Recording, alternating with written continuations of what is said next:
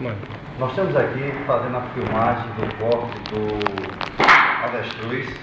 Eu estou mostrando aqui a coxa, uma peça que tem mais carne do avestruz, e aqui nós temos alguns pedaços que já foram tirados da coxa do avestruz. Então, vou mostrar para vocês agora a carcaça do avestruz. Carcaça do avestruz. Isso aqui é o que sobra depois que tira a coxa e tira o filé.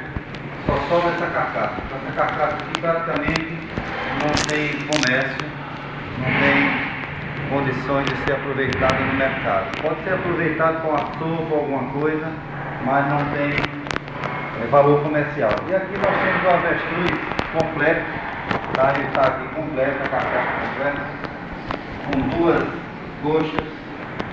Esse lado de cá, minha vida, Jogo é o meu cameraman.